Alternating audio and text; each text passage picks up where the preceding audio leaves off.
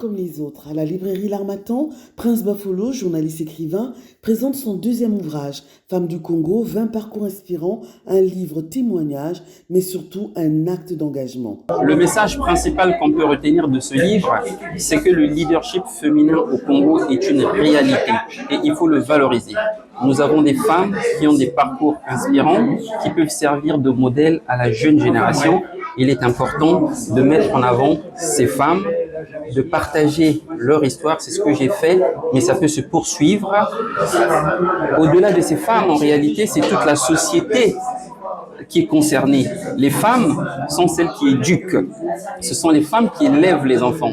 Ça veut dire que les 20 femmes dont les parcours sont inscrits dans ce livre parlent également aux jeunes garçons. C'est ça l'objectif du livre. C'est de s'adresser à nos jeunes enfants, à la génération future et de leur dire, vous avez des grandes sœurs qui ont atteint leur objectif malgré les obstacles. Vous pouvez le faire aussi pour le bien de notre pays. Ce livre, c'est 5 ans d'écoute, de rencontres, de travail. Ces femmes l'ont bouleversé par leur force.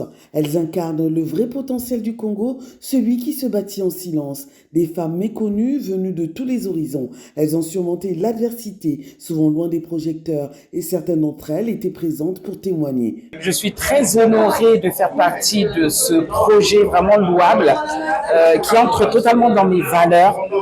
Me dire que je peux impacter ou donner de l'espoir à des jeunes filles congolaises, surtout pour moi, née, grandie en France, mais qui retourne souvent au Congo, qui me rapproche de plus en plus de mes racines, de faire briller, nous, les femmes de l'ombre, entre guillemets, qui nous battons pour des actions. En ce qui me concerne, j'œuvre pour les jeunes filles, notamment les jeunes filles congolaises. Ce qui peut les inspirer, c'est qu'il n'a pas besoin d'être parfaite. On a tout du potentiel. Il y a différents types d'intelligence. Il y a 8 formes d'intelligence. Donc, ce n'est pas parce que vous n'êtes pas diplômé que vous n'allez pas réussir. C'est pas parce que vous manquez de confiance en vous que vous n'allez pas réussir.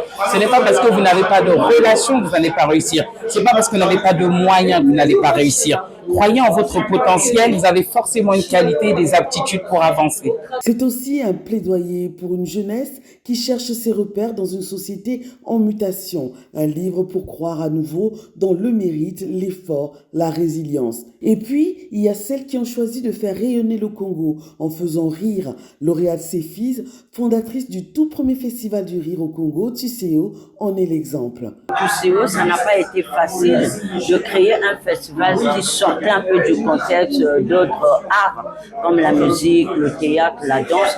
Créer un festival du rire était un risque au début parce que personne n'y a cru, en tout cas pas beaucoup. Et aujourd'hui, on peut dire qu'on a atteint l'objectif dans le sens où ce festival vit.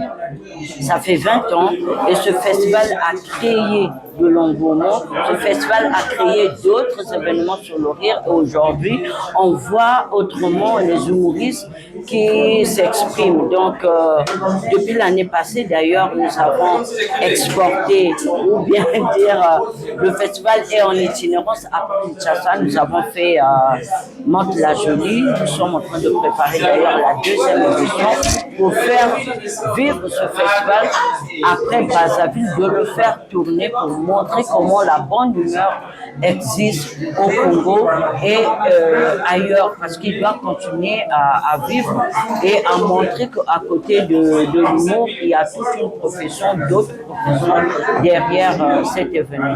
Donc l'objectif est de continuer à créer des contenus, à créer et je veux dire à développer les métiers derrière l'événementiel à travers le rire. Rire, éducation, entrepreneuriat, solidarité, les parcours sont variés, mais le message est le même. La femme congolaise est une actrice du changement. C'est la consécration de ce que nous faisons, sans pour autant être reconnus. On n'a pas besoin de reconnaissance, mais on a besoin justement qu'on parle de ces actions que nous faisons pour que le Congo avance. Et ces femmes qui sont citées dans ce livre font des petites choses. Elles contribuent au développement, petit développement du Congo, mais développement quand même. Parce que, comme a dit Mère Teresa, ce que nous nous accomplissons, et c'est d'ailleurs la citation que j'ai mise dans ce livre, ce que nous accomplissons n'est qu'une goutte d'eau dans l'océan, mais si cette goutte n'existait pas, elle manquerait. Donc voilà, j'ai besoin pour moi de mettre ma petite goutte d'eau dans l'océan pour que justement cette goutte ne manque pas. Et pour moi, l'océan, c'est le Congo.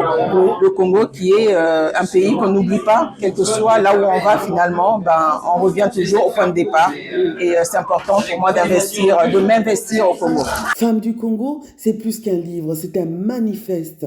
Pour Prince Bafolo, mais aussi pour ceux qui étaient présents, ce projet est aussi un hommage personnel à son père qui lui a transmis l'amour de la lecture et à sa famille pour son soutien indéfectible. Femmes du Congo, 20 parcours inspirants est un livre pour réveiller les consciences et semer des graines d'espoir, disponible aux éditions L'Harmattan.